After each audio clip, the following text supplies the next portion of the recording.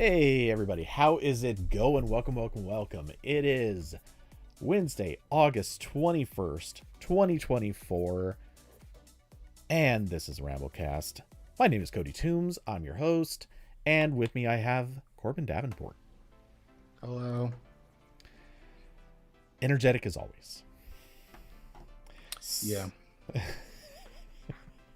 So, yeah, it's, a lot of weeks I kind of joke about nothing's happened, or I say stuff has happened when maybe it really hasn't. This week, I'm not going to lie to you folks. It's the most eventful week that has ever happened in tech. Ever.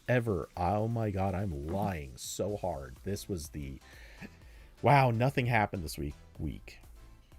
This is the calm before the Techtober storm, for sure. Yeah, pretty much. Oh, hey, I did just yeah, okay, you linked to the thing that I brought up earlier and totally forgot to fit into the lineup. So that'll go in a little while later.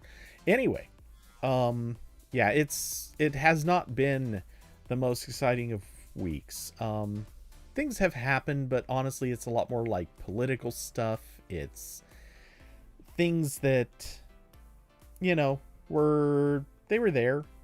They kind of played in. Strictly speaking, there was a lot of sort of politics overlapping into tech in weird little ways, like a lot of AI trademark infringement stuff. But yeah, this just has not been the strongest week for like actual tech news. Truthfully, I'm not feeling too bad about that though. Little break, sort of. Yeah. I just installed the Android version of Fall Guys on my Logitech G Cloud, my streaming thingy. Or this is mostly like a streaming console, but it just runs Android. And I don't know if this supports physical controls at all. Oh, that's an interesting question. It might just be in the game, but I'm at the menu where on console I can move the joystick and it moves my little guy around, but he's staying still. Uh-oh. Okay, I gotta pop into a game to report on this. We need to know. People need to know. Well, it does have a touchscreen, so at least you can technically play. Yeah, but that's awful. Yeah. Okay, so speaking of awful, sports. Well, seeing as you just started this topic, I mean, we can just switch those two around. That's fine. Yeah, so Epic Game Store has officially launched. If you're in Europe, which I know exactly one person in this chat room happens to actually be in Europe, so well, yay. But if you're in Europe and happen to have an iPhone that is at least a current iPhone, I'm pretty sure this isn't something that you can do if you can't install the current iOS.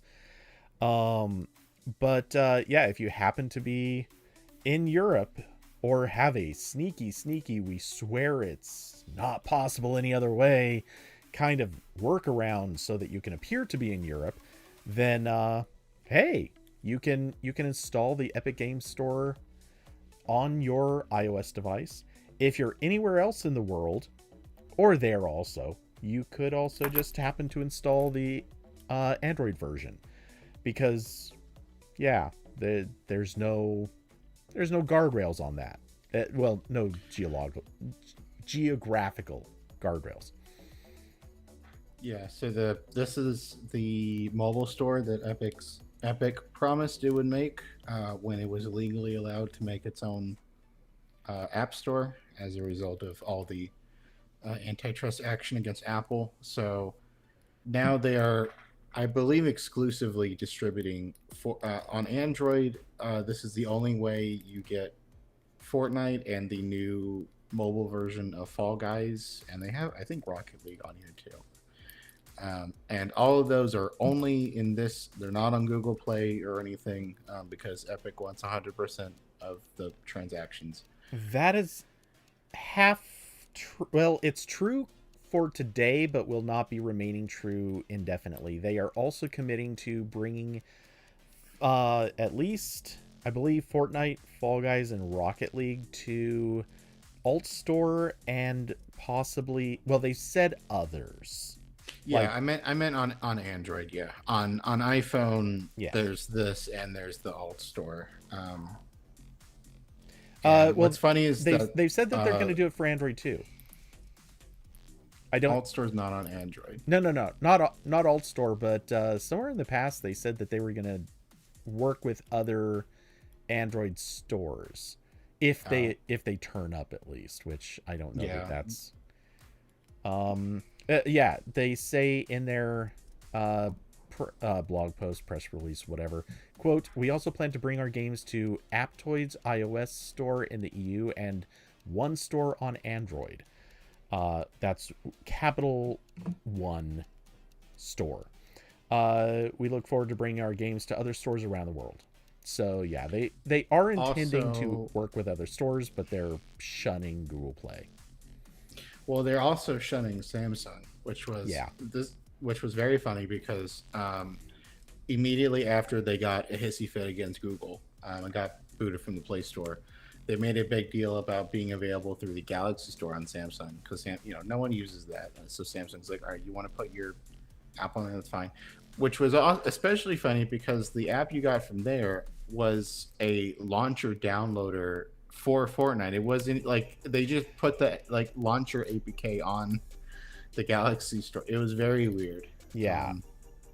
Also particularly weird because at one point in history, Samsung was a early launch partner for Fortnite by a weekend or something. Like, I think you were allowed to download it on Galaxy phones 3 days before it became available to everybody else. Yeah, they're being very silly. These are not serious people. I don't think they're trying to be. No, it's just I don't know. It's very funny, and of course I can't try any of this on my iPhone because Apple has not been legally compelled to allow third-party app stores in the U.S. yet. Give them time, maybe they will, but for now they're avoiding it. Yeah, I don't know that I'd make any big bets here. Our country is so bad at this. We're probably going to be the last ones to actually do anything about Apple. Every other country will have imposed this rule, and Apple's going to be sitting there like, I mean, until the U.S. says so, we're not doing it. Yeah. I'm still trying to log. Okay, there we go. I tried to get in a game and it logged me out. I've been disconnected again. Wow, this is a good game. Yeah. I had big disconnection problems with it too. We're trying again, folks. We're doing it. So, really quick, just to comment on it. The store itself is a disaster. And by disaster, I mean, it just seems like something that a college student threw together in less than an afternoon. It's just, it's bad. It's awkward. On the main screen, and I demonstrated this on my game stream on Sunday, I think it was, basically showing, you can try scrolling and it actually lags. There's a list of 4 games. That's it. That's all that's in the store right now. 4 games. Jesus Christ, this is bad. We'll talk about the game in a second. Holy. Okay, well, I fell off. But yeah, I don't know if you can tell. I can't I guess I could if I get a capture card, I could pipe this in. But this has a Snapdragon 7. I want to say 720G in it, not a super powerful chip. Oh, it's fading out. But it is pretty low resolution. The frame rate is really struggling. This looks a lot worse than it does on the Switch, and I'm pretty sure this is more powerful than the Switch. So, yikes. Which, to be fair, I've complained about Fall Guys being poorly coded for years, so that checks out. Okay, so I guess I'll come back to the store and quickly comment on the game itself. The game Fall Guys at least is plagued with disconnection issues. I played the 5 games required in order to get that cosmetic, and yeah, I got disconnected I think 3 or 4 of the times. I forget which. Moreover, if you're stuck with touchscreen controls, what I noticed is you have no way to control the camera. And on some levels, particularly a lot of those creator levels, if you can't adjust the camera to look either up or down, or sometimes even to the sides, you literally cannot play those levels. Like you cannot see what you're doing to make certain moves, to platform. So yeah, I mean, the game is playable with a lot of the original levels, but it's completely unplayable with creator levels. So yeah, I don't think they should have even bothered. Just looking back, I think they made a big goof. Which is so weird because like this is not a graphically intensive game. It's just not. Yeah, that too. Like, sure, like maybe there's some shadows you got to turn off or something, but like this is pretty silly. Anyway. Yeah, and as again going back to the store, as it goes, like it's not a complicated store. They only have, to my recollection, really only 3 views. It's the main scroll view, a settings page which has basically no settings, and each individual the individual game pages, the listings. The layouts for these are not complicated. The code for this, if written in, let's say, Compose, it should take any person who knows Compose, I would say, an afternoon tops. It's a really quick thing to throw together. It's not complicated. I mean, I could literally make the main scroll page, the first page, I could make that in, I would say, 15-20 minutes. And I'm not even good at Compose. Like, I've forgotten more than I remember of it. So yeah, it's not a hard thing to do. Yet they've had, by rough estimates, at least 2 years, if not probably much longer, that they could have built this thing. There's no reason it should run this badly. It's hard to believe that they have released something this amateur from a company that is one of the richest game studios in the world, that has had this much time to build it, and they've bungled it this badly. This is hard for me to believe. Okay. Well, my camera's flipped around, but I can do a live demo now. Okay. Let me actually wait. If I capture it through OBS, I believe it won't be flipped. Hold on. It looks correct. Is it not flipped for you? Okay. I think it's flipping for me. I saw the Mediatonic logo and it was definitely in the right. Yep, I can read the text, so it's all right. It's correct. We're doing a live Let's Play then. Wow. Actually, first I will let's go to my specs. Just so it is extremely fuzzy. Is it? Okay. No. All right. Your launcher is sharp as can be. The game is fuzzy, like inexplicably fuzzy. Yeah, I don't have anything on in Hangouts, so I think or not Hangouts, whatever this is called now. I don't know anymore. Google Meet. No. Yeah. This is fine. That's what I'm saying. Your launcher screen is perfectly sharp. It looks great. It is very much the game that was the problem. That was what was fuzzy. A hardware info app on here, but I don't see it. But yeah, I think this has a Snapdragon 720G. It's a Logitech G Cloud, so you can Google it, or I'll Google it while this is taking forever to load. Okay, we're gonna do solos play. What in the world? It is doing some really weird stuff. Yeah, I see it's Yeah, I don't think it's not doing that on my screen. I see it's like fogging out the buttons. Mine doesn't look like that. Yeah, the text. What is going on? It's a great question. Because your bean looks okay. Oh, and then the Yeah. text comes in and Yes, goes out. I see what it's doing. Let me see. Is this a Google Meet thing? It can't be, right? Oh, it's your. Wait. I bet it's your. Yeah, it's the thing that you do so that you appear. Yeah, hold in on. focus. Hold on a second. Yeah, it's that weird portrait mode thing that. Yeah. Is this? Yeah, that. Yep. Okay. Sorry, everyone. I'm fake news again. For a second, I thought, is the game this buggy that it's doing that?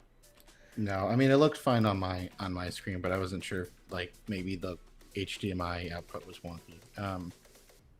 But yeah, this is okay. So yeah, this is the Logitech G Cloud. It has a Snapdragon 720G, 1080p screen, 60 hertz. It has, I think, I don't know how much RAM this has, but yeah, 720G. Like that's kind of old, but it's not terrible. And it's already the frame rate's pretty bad. For what it's worth, it doesn't look all that different. I mean, okay, we're just watching the falling screen, but it doesn't look even remotely different than what I see when I'm playing on a PS4. Which, okay, the PS4 is also not the strongest device. It's certainly iffy, but yeah, I mean, this looks pretty much like the normal experience for Fall Guys. Fall Guys, remember, is just written horribly. Why does it say waiting for server and yet match found? Which one is it? With Fall Guys, it's both. This is normal. I wish I was kidding. Like this is totally normal. It could sit here for a while and it just does that. Whoever coded this is a total absolute moron. I've said it a million times. If I'm ever in charge of hiring game developers, there are like 5 companies where if I ever saw that somebody worked at one of those companies, I will refuse to hire them. Like outright. You're auto rejected if you worked at that company, because I don't have any way of knowing if you're the reason that the game was as disastrously bad as it appeared. We're gonna try reopening it. Yeah, I should have cut you off and said don't bother closing it. Just try requeuing. But yeah, this will work too. That's okay. It's still going. But yeah, this is also the experience that I expect off of the mobile version. The mobile version had big problems with like actually getting into games. I think one of the problems is it was also loading up the maps off of the CDN, and I think every time it was loading those maps, it was also getting stuck. Also, for anybody who's hasn't checked this out yet, and I don't encourage anybody to do it, it's also kind of funny because after you download the game, it also insists that you manually download another roughly 2 gigs onto your device. And that, as far as I can tell, doesn't include any maps. I don't know how they're doing it, but man, they made this thing just as bloated as can be. It's loading something. We got further this time. Oh, here we go. Oh yeah, those frames. Those frame drops. That's frames, no shadows. You got shadows. Well, the physical controls work. Oh wow, okay. That's good. So I'm playing with the joystick right now. I don't think you're playing at all.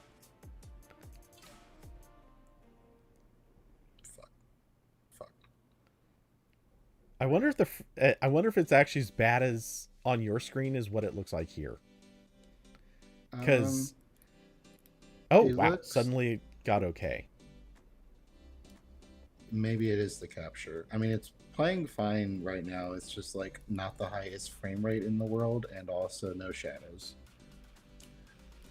That's so weird because there's definitely shadows with what we're seeing. Yeah, a little bit. Yeah, it's just very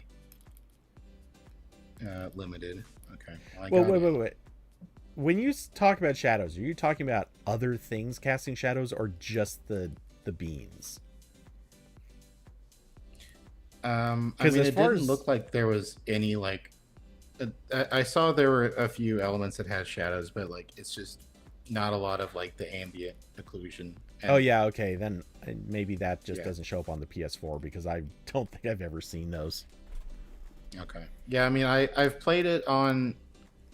I've played on PC a long time ago. I don't really remember that. I've played it more recently on Switch and And Switch is also Xbox. terrible, so yeah. Yeah, I think I remember Switch being a little bit better than this, but that was also rough.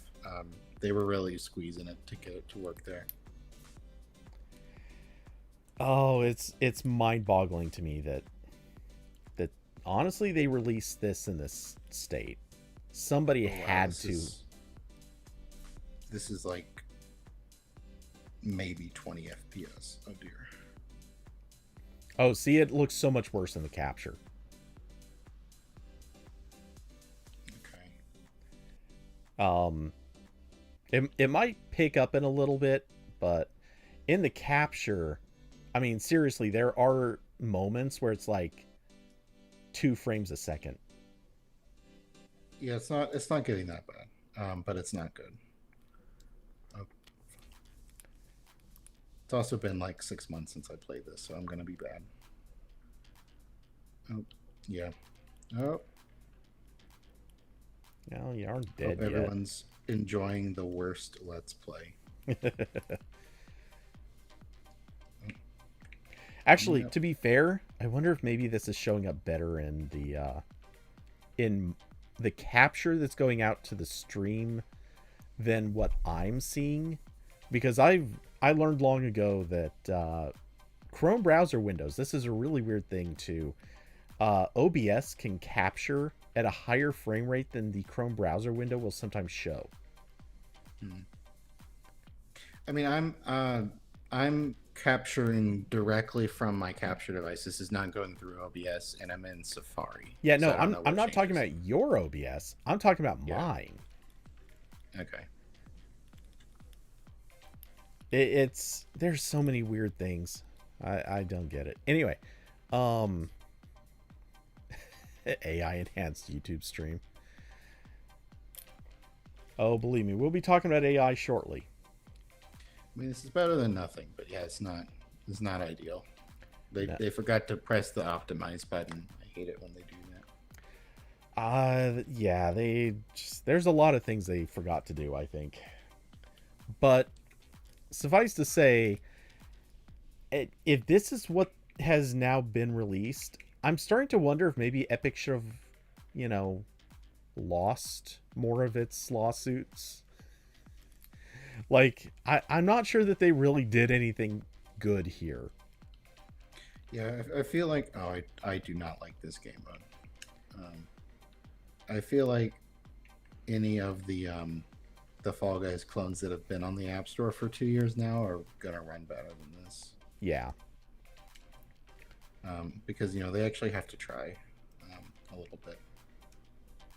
Yeah, I've never got this game mode. I don't understand what you're supposed to do here. Jump through the hoops. I know, but I can't jump through them. Am I stupid? Corbin, don't set me up like that. Wow. But, Okay, I see? can get that one. I got that one. That one was accessible to me. Yeah, Oh, and it's back. the more,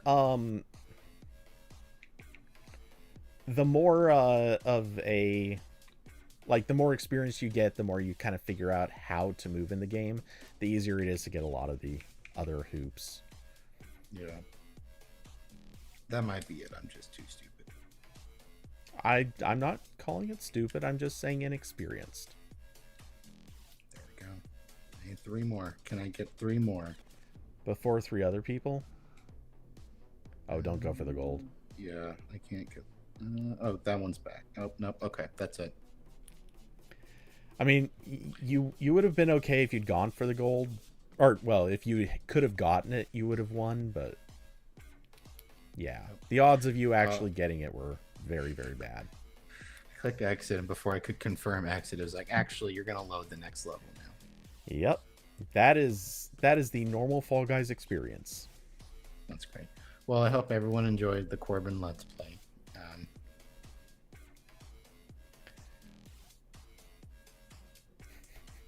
Going back to my camera now. There we go.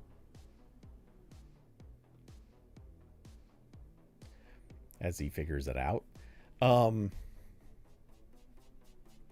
Austin, Cody can make a bunch of 8-year-olds cry every Saturday and Sunday.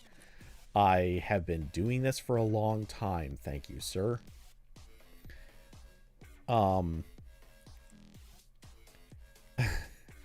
Brawl, you think the Android version is buggy, mainly because there are a lot of devices on Android, but you think it might not be as bad on iPhone.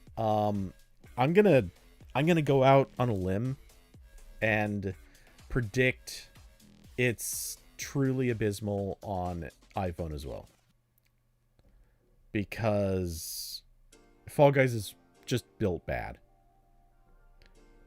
Did we lose Corbin? I think. Oh, yep, we lost Corbin. Okay. The rejoin is coming. Oh, so anyway. Let's see. My bottle of water. Anyway, yeah. Wow, did he crash his browser? I think he did.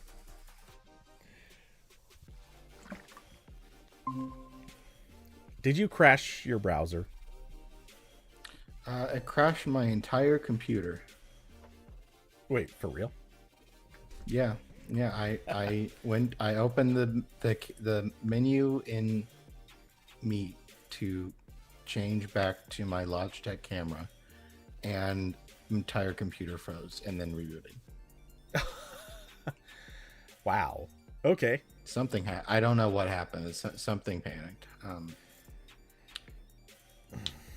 Anyway, I you know what? I still. It doesn't matter that it wasn't even running on your computer. I blame the Epic Game Launcher. Yeah, it was cursed my computer. Okay, now I got to open the YouTube chat and everything else again. So that's fun. Wow, that's it's wild. Okay, so anyway, yeah. That's now been a bit of a topic, so we can move on, but suffice to say, Epic not worth it. You've actually kind of proven maybe you are not the game studio we thought you were.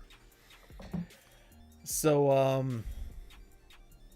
yeah, in other giant company weird situational news, let's talk about sports.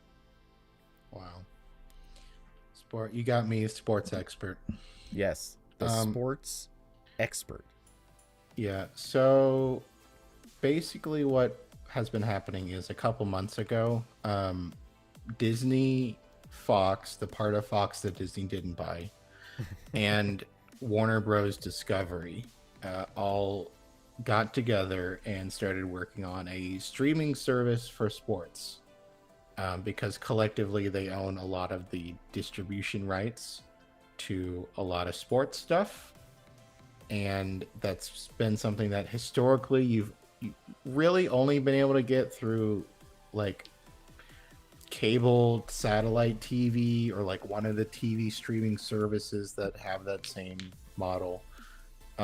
So, and none of them individually really have like enough sports stuff to get people to pay for it. So that's why they're doing a joint venture. Now, as soon as this was announced, Fubo TV, which is one of the streaming TV companies, filed a lawsuit saying this was anti-competitive, and they have successfully got a I forget what's the legal word for it, but it's blocked now. An injunction. Injunction, yeah. They got an injunction against the three companies, so they cannot launch VNU Sports at this time. That's the streaming service is VNU Sports, bad name. So when I saw this initially, when I saw the lawsuit initially, I was a little bit like, okay, sure. Like, this is a very weird thing where all of these like TV streaming services exist as middlemen for other content. So I'm not as like inclined to be like, oh, you know, that really sucks. Like, I was a little bit like, all right, buddy, you know, this is a relationship that I don't think like anyone really likes. Like, I don't think anyone has ever been like, wow, I really love my TV provider. They all kind of suck for different reasons, and Fubo has been one of the more popular ones because they're affordable, but they point out that they've yet to turn a profit ever. So that's kind of like where this market is at. But I was reading some of the legal injunction, and they brought up the point that when Disney and Fox and Warner allow when those companies say, okay, Fubo or DirecTV or Comcast or whatever, you can have ESPN, you can have all these sports channels, but you got to have all this other crap too. You got to have the Disney Channel, you got to have Nat Geo, whatever. That's non-negotiable, and also we will charge you a cost for all of them. Like, because you're getting more channels, we're going to pay you more money. We will not sell you only the sports channels. So what Fubo was saying was more like, if these three companies get to launch their streaming service for, I think they said it was going to be $43 a month. I'm sure it would go up at price soon afterward, like everything else. But when those companies bill that, they can distribute the sports like at cost for them. And that the cost of that service would not be bundled by the costs that have to be passed on to the consumer from Fubo having to pay for all the extra channels that their customers don't even want. So that was sort of their complaint. That makes sense to me. It is still kind of a weird spot where they still exist as like a company that has to license other company stuff, and they don't have like something to fall back on. But that makes more sense to me. Is like, yeah, I think the solution to this would be like, well, there's a lot of solutions. We could stop letting the media companies get together, because that's one of the issues. Main issue would be like, I assume the companies not forcing channel bundles on TV providers would be a solution, but that would also like that would pretty dramatically change how TV works, because that's been like the way all of these media companies make money for decades. So that would be kind of interesting. So yeah, I don't know what the fix is here, but I do think Fubo has like at least something of a point. So I'll happily eat my words a little bit. All these companies are still a little bit silly. I don't want to go to bat for any of these people, but Fubo does have a little bit of a point. Yeah, I mean, it's totally valid that it is anti-competitive. There's obviously some real issues here. Part of the problem too, I think, comes back to every single I'm gonna use the term player, which unfortunately overlaps with sports having players, but every single entity in the chain is used to having their hand in the pocket somewhere. And I think that's a big part of the problem that we never really get past. There's obviously big issues where um uh,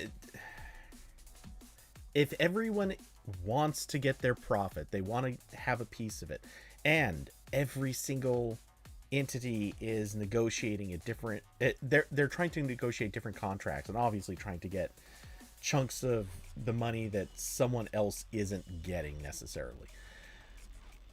I think it's putting so much pressure against anyone who's trying to play sort of the more genuine, honest game, and any company that's willing to be kind of horrible is sort of taking a little bit more advantage. So it's imbalancing a lot of these issues, and obviously with a company like this, Venu, um, uh, it is it's not the most honest player.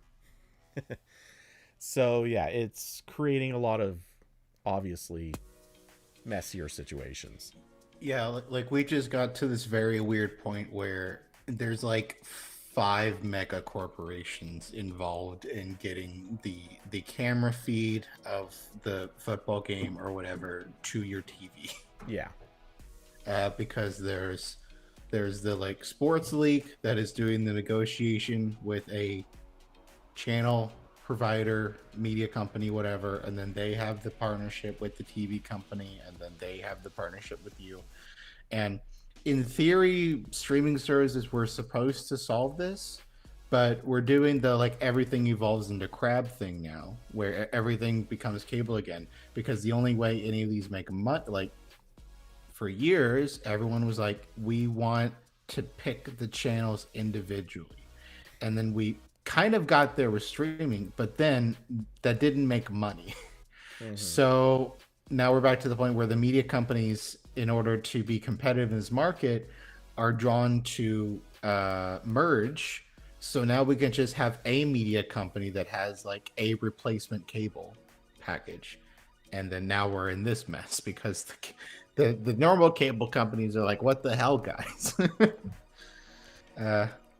So it's just really fun. And also it's like this treating sports access as like an anti-competitive issue is also very funny. Like I get why, but it's very funny that like we're doing this, but like, do I have like a constitutional right to watch Doctor Who on Netflix? Like that's we're like I feel like we're like a few steps from that, which is very funny to me. But I get why I think Fubo has like at least part of a point here. So it's not like I'm disagreeing with what you're saying at all, but I think this is a good time to sort of bring back that classic. Oh, I forget what cartoon did it. I want to say it was. Oh, I can't think of the name of that one now. Anyway, yeah, like, is there a constitutional right to sports? We're not inclined to say anything about that. But then when we talk about game studios and anti-competitive practices, yeah, we start getting kind of like a little bit. I don't want to say a little bit more. I don't want to say emotional about it, but we start being a little bit more apt to say, okay, no. When we see this giant company buying up this other giant company, we recognize that's a pretty big bad problem, and it's bad for the industry. So we start having more of an opinion about that. And we don't care about sports as much, so we're not as inclined to care, but obviously other people do. So I think they're the same thing. So yeah. And again, what you said is exactly right. It's a bunch of companies fighting over the massive pile of cash that they would get from just simply delivering a video feed. That's literally all they're doing. That's Actually, their part. You know what this reminds me of too is here is the constant legal back and forth that the my state of North Carolina goes through on a regular basis with Duke Energy over how much they can increase energy rates. That's what this is like. This is like someone in the chain of companies that gets me my electricity is complaining because they can't make money.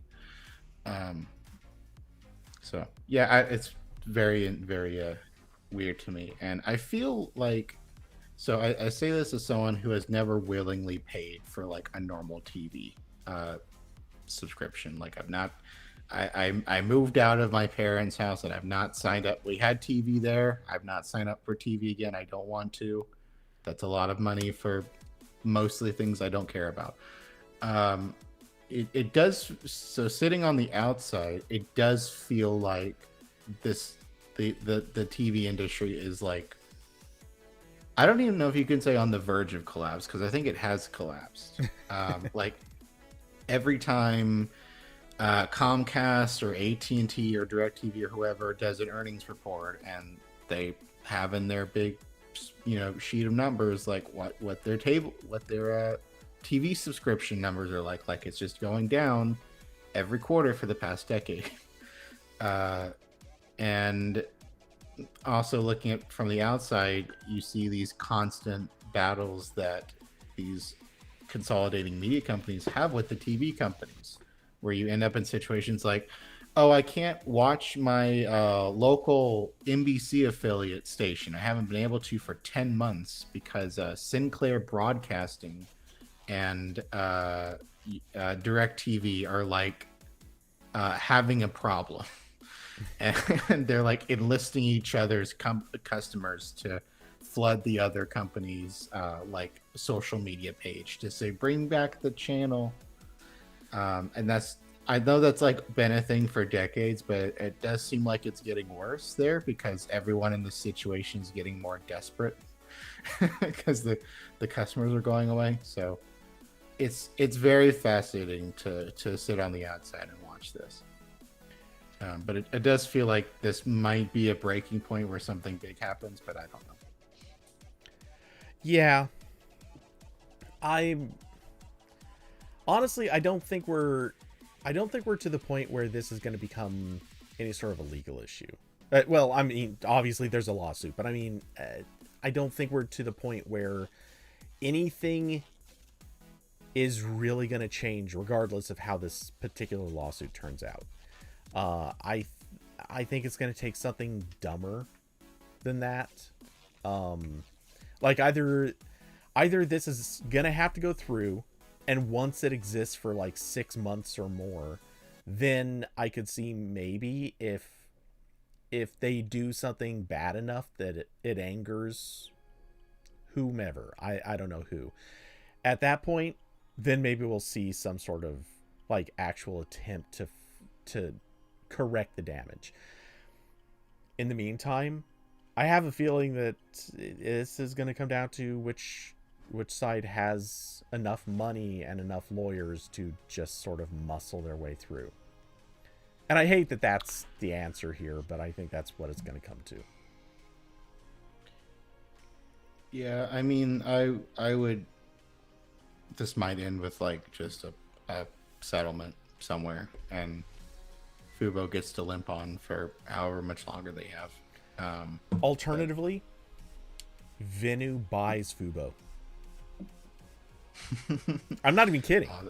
No, that's definitely what we would allow. Be like, yeah, sure. If it makes you guys shut up, that's fine with me. Keep on having fun. I genuinely would not be surprised if I don't know if they can, but I mean they probably have the money to. I'd be shocked if they don't.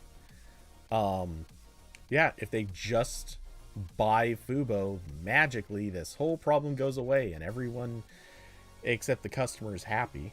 So yeah, I could totally see that becoming the I don't want to call it a solution, but if that's the appropriate term, we're gonna go with it. And yeah, then they could also probably take over any of the contracts that might have been negotiated better than what they already would have.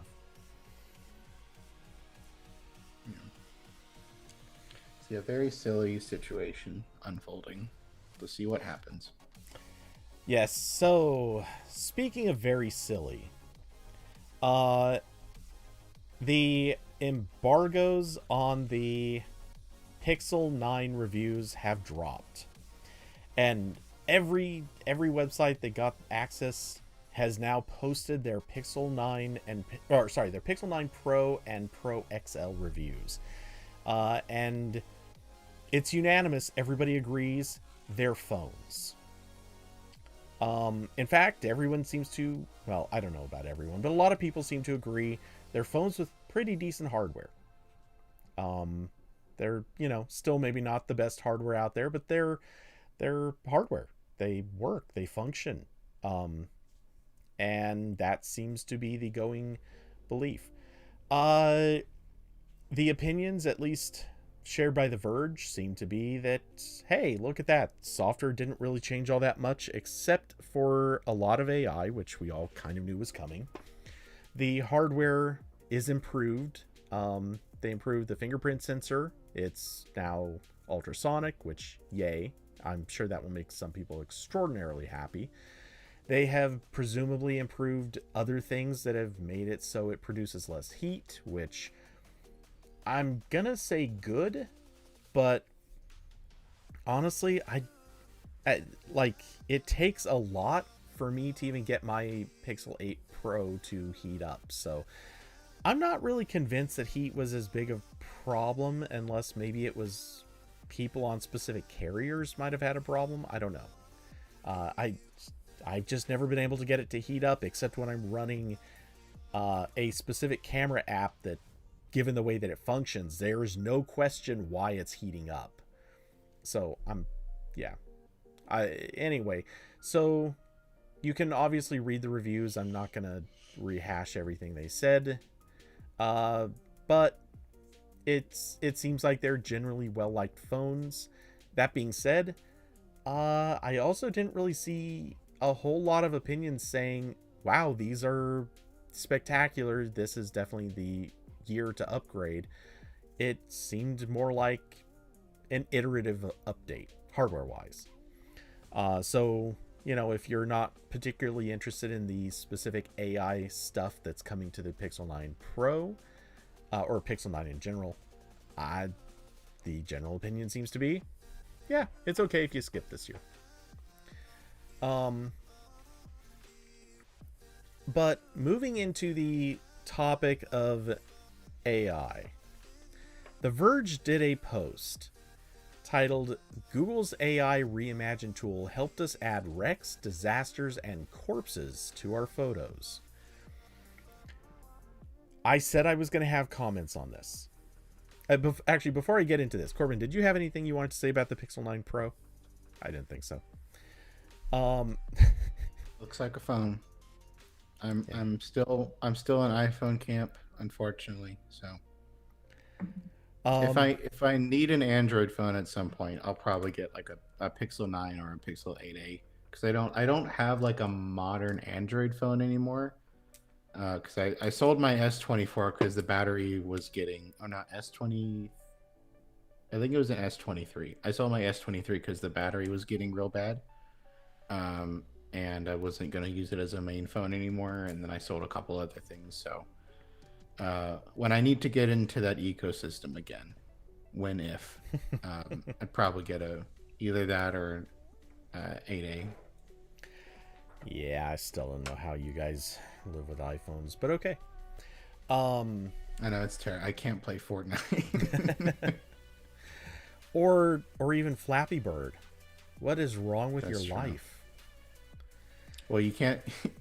I don't think you'll be able to play Flappy Bird on Android soon either, because they block the 32-bit apps. Was that only 32-bit? I thought they were, well, I guess maybe. Yeah.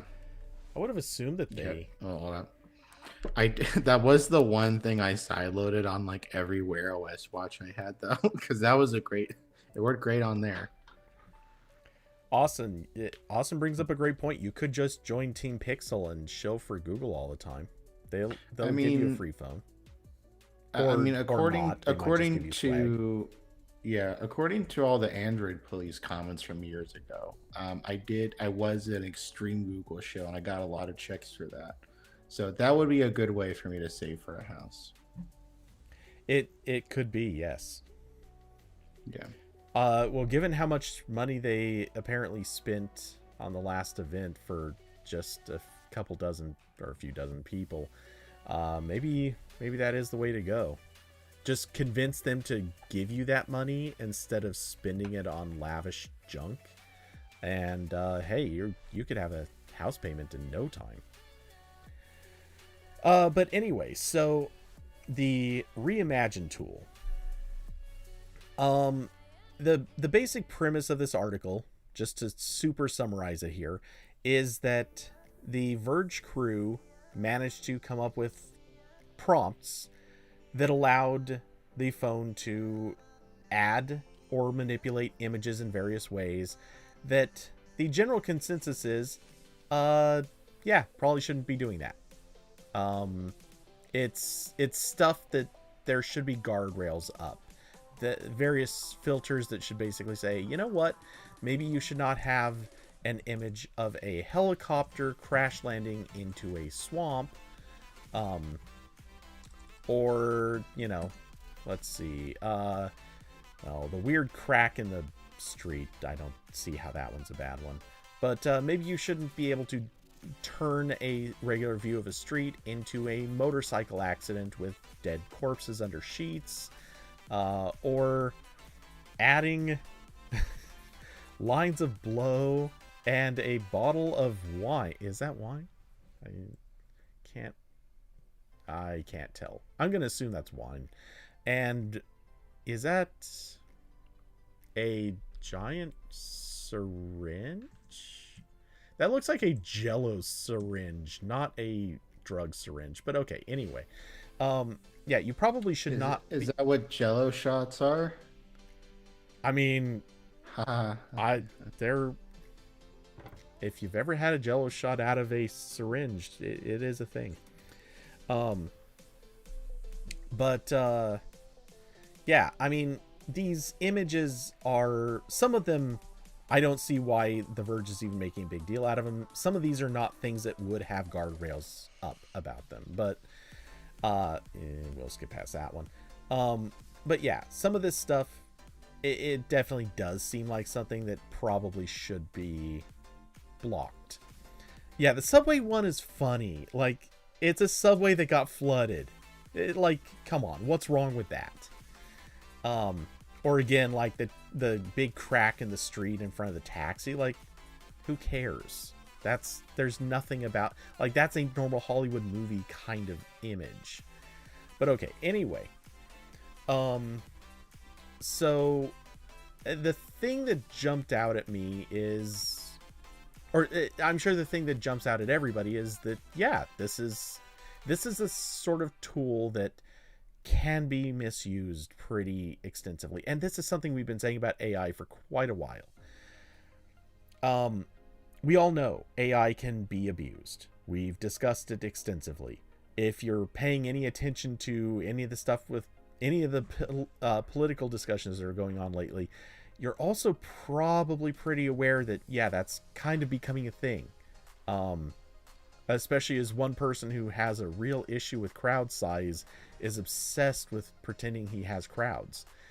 But there was one thing that was written into this article that jumped out at me, and it shows a gross misunderstanding. And I think that this is something The Verge is guilty of. Not just the writer of this article, but The Verge as a whole, or at least the vast majority of people there. It's a thing that I think everybody who talks about this on a regular basis probably is misunderstanding or getting wrong.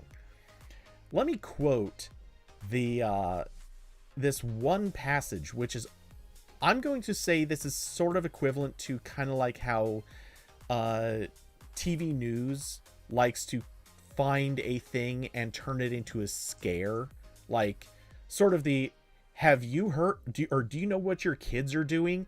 Did you know that 1 in 3 of them are out doing something right now that might be killing them? It's that sort of a thing. Let me quote this. In our week of testing, we added car wrecks, smoking bombs in public places, sheets that appear to cover bloody corpses, and drug paraphernalia to images. That seems bad. Editorial injection real quick. Duh. As a reminder, this isn't some piece of specialized software we went out of our way to use. It's all built into a phone that my dad could walk into Verizon and buy. Period. You know what? You know what your dad could also do with that phone that he walked into Verizon and bought? He could call a local drug dealer and get anything. Well, maybe not anything. He could get a lot. He could call a travel agency and book a flight to Vegas, then call a taxi and drive himself out to Pahrump to hire a adult entertainment, let's say. He could use that phone without making a single call. He could use that phone to look up CP. I'm not going to spell that out. You all know what I'm saying. He could do a million things with that phone. But the thing that they're emphasizing here is that, oh my God, he could use a text prompt to put bloody corpses into photos. Really? It's so scary that your dad could go in and buy a phone that can do this. I mean, I'd just be worried about him downloading Truth Social, to be honest. that would be my main thing. Actually, that's in the App Store, I'm pretty sure. 10,000%. That's you gotta what I'm worried about. You gotta put parental controls on your parents' phone. So the thing I'm seeing is the problem is not the tool. Well, the tool is definitely a problem, but the fact that it's on a phone that he can go buy, big deal. This line starts by saying, as a reminder, this isn't some piece of specialized software we went out of our way to use. Guess what? The software that you would have to go out of your way to use this year might be specialized software. Next year, it's an app. I'm sorry, but that's how this works. Well, like, I think like it is good to raise it as an issue that is something that is built into the phone that Google is encouraging you to use. But yeah, that is just sort of one step above. Like when okay, so I unfortunately do still use Reddit, and I have the app on my phone, and I get some really unhinged advertisements. But mostly I see other people posting even more unhinged advertisements. So like one thing I've seen over and over again is, and I actually don't know if I've seen this in my app or just other people's, or it's been reported on, but there's been a trend of apps being advertised on Reddit and other places as like, import a picture of a woman and it will add or remove clothing, like that kind of thing. And then it sends you to an app store listing that is like pretty tame and doesn't mention that, so that, Apple doesn't leak them from orbit. Some of them don't even do that, and they just get in the app store because Apple doesn't really have standards anymore. So like that all has existed now for a while, and it's horrifying. But yeah, it is like a little bit worse for that just to be in the phone now. Yeah. I get it. This is sort of accelerating a thing that we already, well, it is accelerating a thing, but that's the thing. Just because it made it more available today than it was yesterday, it doesn't mean that it wasn't going to be exactly at this level in a couple of months. There was definitely going to be an app in the store that was going to have this. Would it come preloaded on the phone? No, not likely, though. Give Samsung a couple months and it might. But actually give OnePlus a couple months, it definitely will be. But this is the kind of thing that it's happening. Like, the problem is not that Google put it onto the phone. And to be fair, your dad probably wasn't going to go buy a Pixel. I mean, maybe. But is this what they were going to do with it? I mean, let's remember the other thing that also was mentioned in this article. They had to work around most of the safeguards to actually get any of these images to be generated. Now, that's not to say that it's the hardest thing in the world to do, or that you couldn't accidentally do it. I mean, realistically, somebody could say, somebody could very accidentally say, I don't know, take this street and turn it into a Hollywood crime scene. And lo and behold, maybe what it comes up with is the bloody corpse with a giant crack in the road and who knows what else. That could happen by accident. This is something that we've seen happen by accident with AI. I mean, AI has come up with about as many dumb ideas as TikTok has come up with dumb challenges that will kill you if you do them wrong. So yeah, 100%. These are things that are very prone to make accidents. But outside of that, is your dad gonna know how to craft a perfect workaround query to get a bloody corpse to show up? Probably not. Misuse of tools has always been a thing. Any good tool can probably be misused somehow. Fun fact, hammers have been kind of used for murder. And fun fact, toothpicks have literally been used for murder. It's less frequently, I grant, but it happens. So misuse of a tool, if you're willing to, if you're going to try hard enough to misuse it, you can do that. Is it likely to happen? Probably not. And does Google need to do more to safeguard it? Yes, obviously. But I think that to wrap it up in this whole sort of neat bow, to add the scare line of, oh my God, my dad could go buy a phone right now that can do this horrible thing. Well, sure. But he could also go buy the phone and do other horrible things that he's been able to do with the phone for years anyway. I don't think that this is a real aspect of the scare tactic. We should be scared of AI for completely real reasons. But this is not the part of the reason we should be afraid of. The fact that Google stuck it on a phone that not that many people are going to buy, that is not the reason to be afraid. The reason to be afraid is AI in general is going to be here in 6 to 12 months for everything, not just Pixel phones. Yeah, I'm just happy to dunk on Google for their stupid AI shit. So that's my official position. Is it's always funny when people, when some company wants to release another AI image tool and someone immediately uses it to make like Mickey Mouse doing a line of Coke. That's always going to be a good time. And then the we get the thing that Google went through with the AI overview stuff, where they'd be like, well, it wasn't supposed to do that, but like, we're working on it. And also, I believe I'm remembering this right. When Microsoft released their first Copilot Plus PCs a few months ago that have like the local AI stuff, one of the things that they were capable of doing was doing local AI image generation, but they still sent the results to like Microsoft servers for like a safety check. And I'm guessing it was because of this. So that was pretty silly, but now this is what has happened. Yeah. So, I get what you're saying, and I'm not going to disagree with it.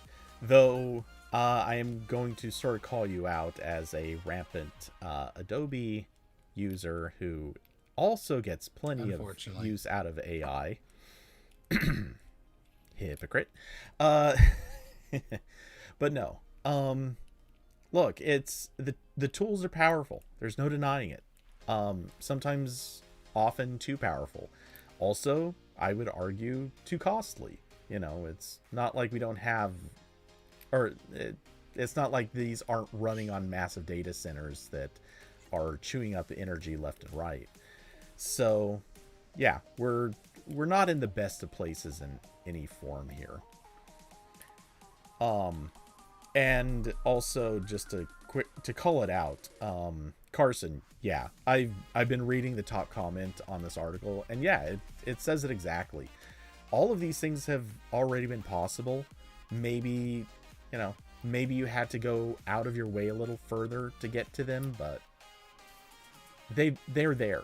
Like, you can do this today, and you don't have to go buy a Pixel phone to do it. You don't have to go to any of the big names to do it. This is stuff you could very possibly just download the software to do it on your own computer. So, yeah, we're here. That's the reality. Like, we shouldn't be, but we are. And as a result, Taylor Swift has endorsed Donald Trump. Not really. I don't know. Corbin, do you have anything? No, I don't. There wasn't a reason to do this in the first place. Like, what is this for? Who is it for? I don't get it. It that's easy. GOOG. Yeah, I know. The stock ticker. Yeah, I know, but it's all very silly. Which, if I remember correctly, let's see. Oh yes, how is Google doing today? I can't believe that did not just trigger anything. They're down 0.5%. So worked out great, guys. Woohoo! You did, yeah, wonderful. Yeah, like in terms of AI stuff on my phone, I wish companies would understand that, like, I do not want to make a shitty looking drawing of copyrighted characters. Like, all the images Apple showed during that iPhone event were very stupid. But like, having an offline, like, proto search engine rocks. Like, if you want to put, like, little baby, llama model on the phone and have something that can answer some questions without a network connection, that'd be pretty cool. I'd be down for that. I have used llama on my Mac sometimes, and it's fine. Makes sense. Okay, so I haven't asked it about cooking though, so maybe if I did that, it would tell me to eat glue. Oh, come on. I haven't tried that. I think they've sufficiently corrected that one. However, it might suggest that you go eat rocks. Yeah, I mostly have just asked it JavaScript questions, which is like eating glue for your brain. It really is. So, there's that. Okay. Okay, so I guess since we're on AI and coincidentally also on Google, how about talking about the AI overviews thing? Yeah, so Google is rolling out their AI overviews in search to more countries because it went so well when it was only in the US, and it only told some people to eat rocks and glue and not everything that everyone shared, because at a certain point it just became like a meme template and people were making stuff up.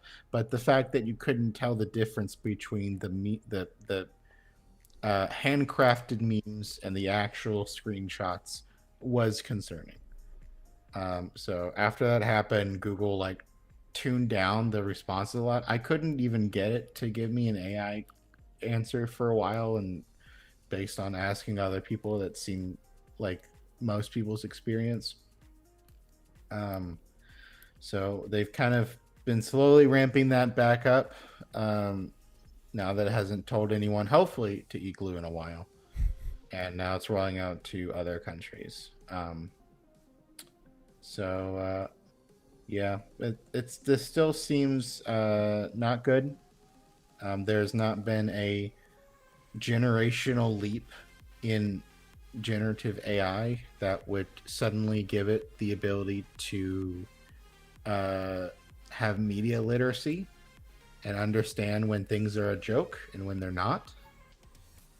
So I expect this is still just as bad, and it's just waiting on someone to type in a bunch of stupid questions and wait for it to trip up and give a stupid answer, and then we get to start this whole press cycle again. Which again, I'm all for. This is great. So I saw Austin saying need to check general. So I am scrolling through general right now, and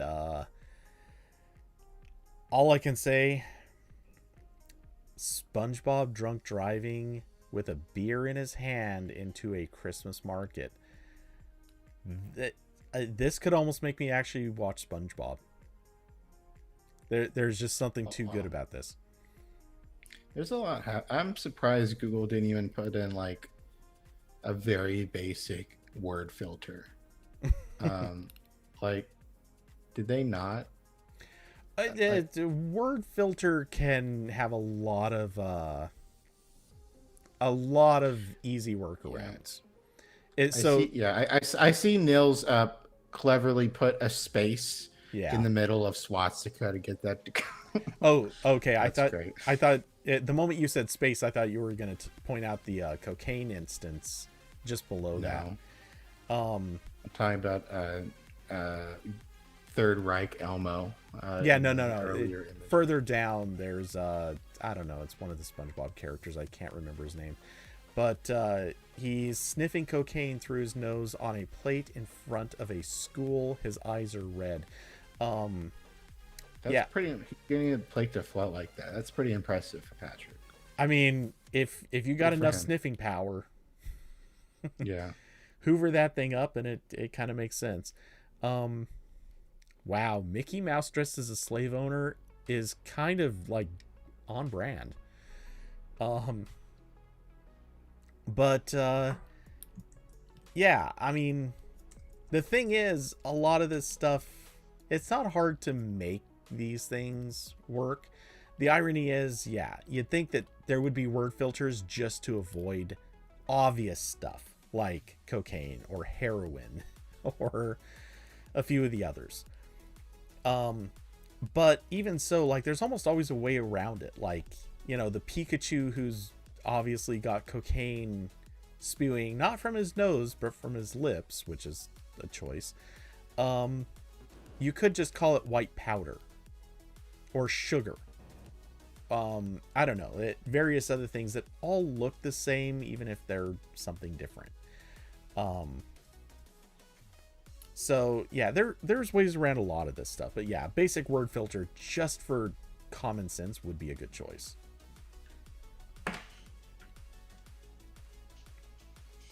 So yeah, more AI nonsense. Yeah, as usual. Okay, so I think we have one topic left. Good. Microsoft broke Linux. And it was yeah. probably intentional. I don't know. It actually wasn't, but no. So Microsoft fixed a vulnerability in they fixed a security vulnerability in Grub, which is the open source bootloader that a lot of Linux distros use. And as a result, it broke the bootloader for a lot of people. So there's not really more to this. I don't think it's like, you know, evil Microsoft gunning for your Linux installation. It's just like, this is what happens when you have two operating systems trying to share a drive and they don't like each other. Like Microsoft is, I don't think they're really testing for like a PC with Linux on another partition, and Linux operating systems, like, I think they test for that, but it's still iffy.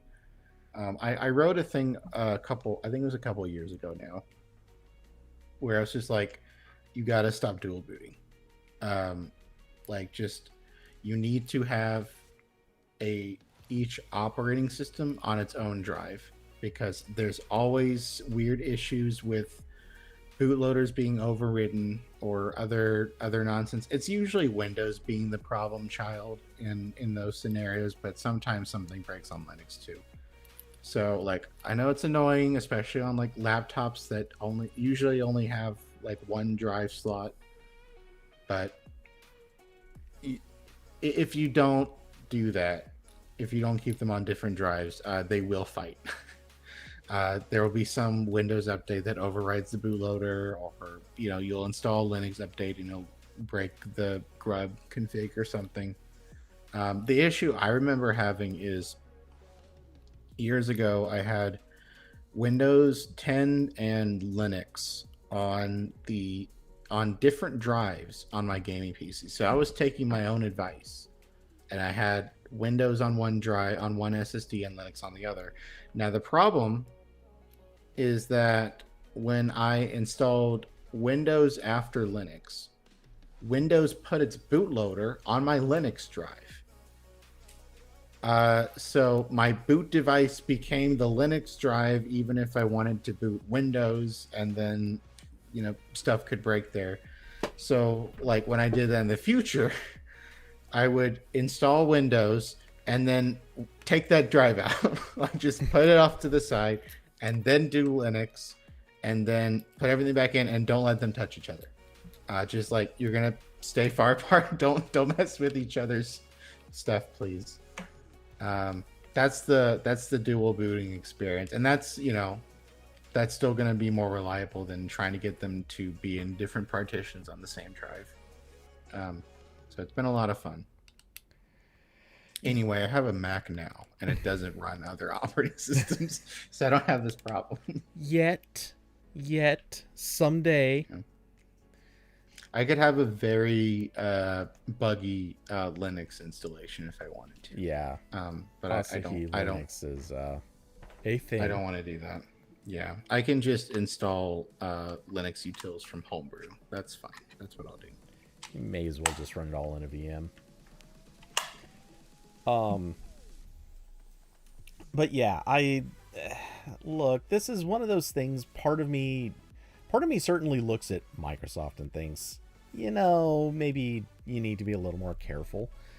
Another part of me kind of looks at this and thinks the better argument is maybe someday what needs to happen, and I know it's probably way too late for this to be the answer, but somewhere along the way, like, this is living proof that someone should have gotten together and sort of turned it into an official act to like stabilize how this stuff has to work. And what I mean is literally form some group, sort of force Microsoft to the table, force Apple to the table, force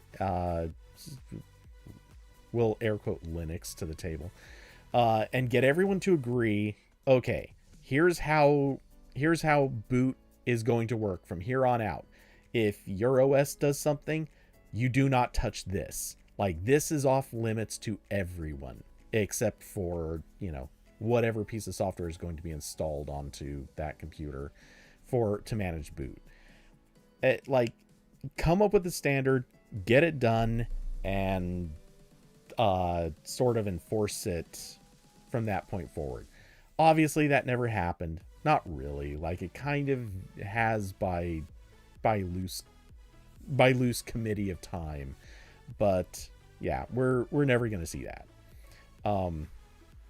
David is exactly right. The solution is to never update your device, which, as we all know, worked excellently for people on Windows XP for many years. And I'm actually kind of saying that not ironically, because let's be honest, a lot of them really did get the better life. Yeah, I mean, it's just like every day you wake up and you play Russian roulette with your computer, and maybe it works out for years and you're fine, I've said it before, I'll say it again. The best strategy is to reboot as rarely as possible. there are definitely days where I'm like, you know what?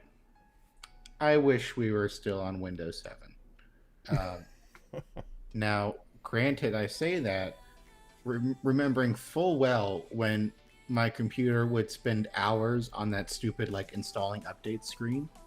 Um, but I feel like that was an acceptable trade-off for everything else being pretty cool. Um, I'm not one of the like Windows XP apologist people. Like I'm sure it was great in 2001. I don't doubt it.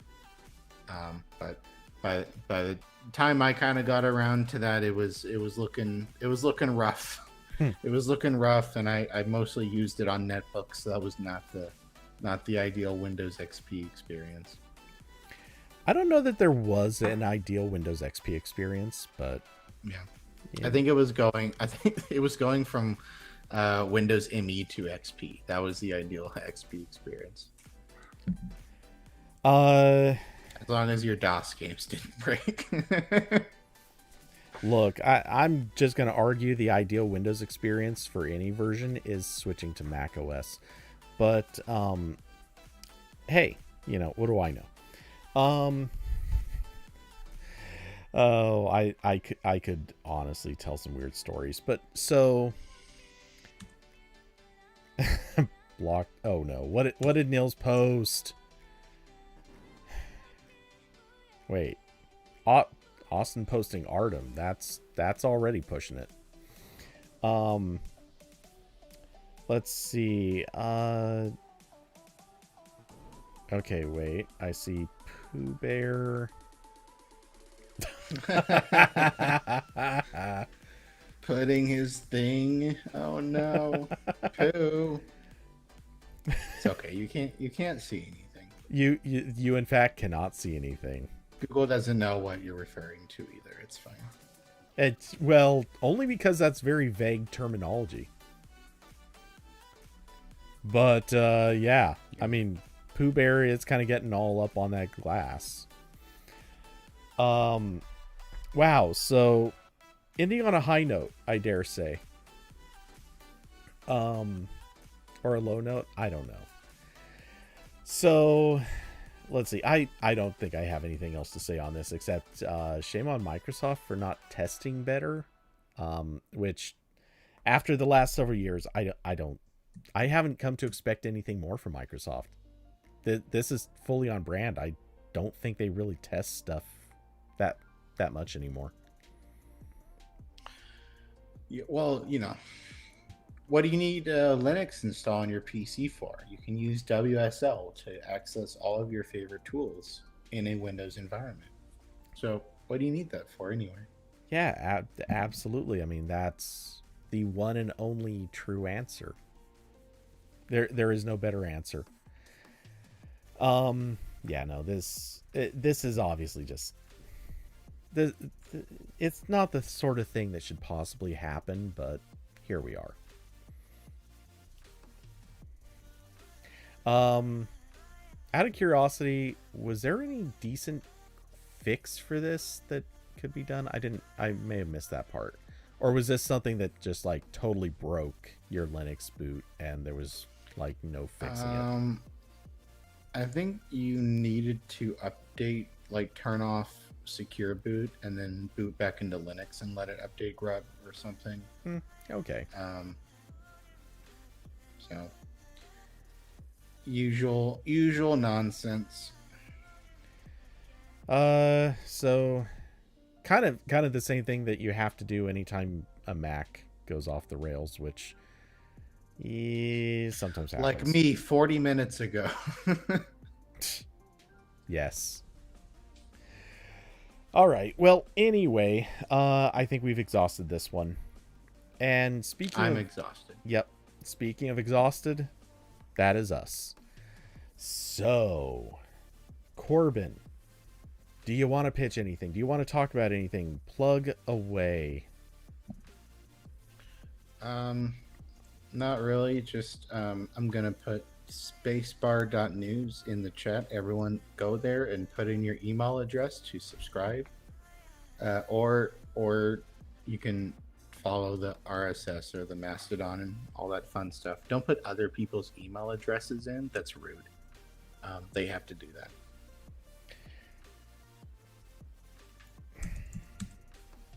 I had a joke. I'm not making it. Just Okay, be that's thankful I'm not. Right. Yeah, be thankful. Okay, so anyway, and it actually wasn't a joke against you. Whatever, it doesn't matter. So yeah, as for me, I should be back. I expect to be back this weekend with some game streams, probably some Fall Guys, probably some Overwatch. We'll see how it plans out. Otherwise, we'll be back next week with another RambleCast. We'll be talking all about something. I don't know what. I just don't know what the news is going to be. Sorry. Well, yeah, I don't know when Apple doesn't have an event in a week's time. Thankfully, that's a little bit further out. The funny thing is, as soon as you said that, I had to stop and think. Wait, do they? Do they? I don't remember. They don't. Because I think they would give more than a week warning. They'd be that actually that nice. They did do a surprise event once with only, I think, like 2 or 3 days warning. Yeah, they aren't doing that with iPhones. That's the important one. They can do that for iPads. No one cares. They might do it for Macs. I mean, no one cares about Mac. Like not necessarily the biggest models, the most notable models, but they absolutely could do that for a Mac. Like if they're coming out with a regular iMac with like the processor that's already been out there for 6 months, 100% they would just ninja announce that. Yeah. They wouldn't even do an event. It'd just be like, oh, it's here. It's on the Apple Store. Enjoy.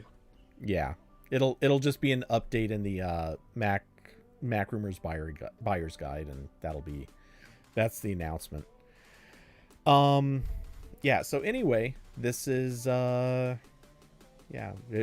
just gonna be waiting out to see what happens next week. But with that, thank you all for coming by, hanging out, being part of the conversation. We will see you again next week. Of course, if you'd like to support the channel, there are links down below to Cash App, Streamlabs, and Patreon in a little bit is helpful to the channel. And huge thanks to Austin Carson, David Diablo, and Curvy Mermaid. Y'all are awesome for supporting the channel. I will see all of you again soon, most certainly in Discord. So have a great rest of your day and see you next time. Good night, everybody.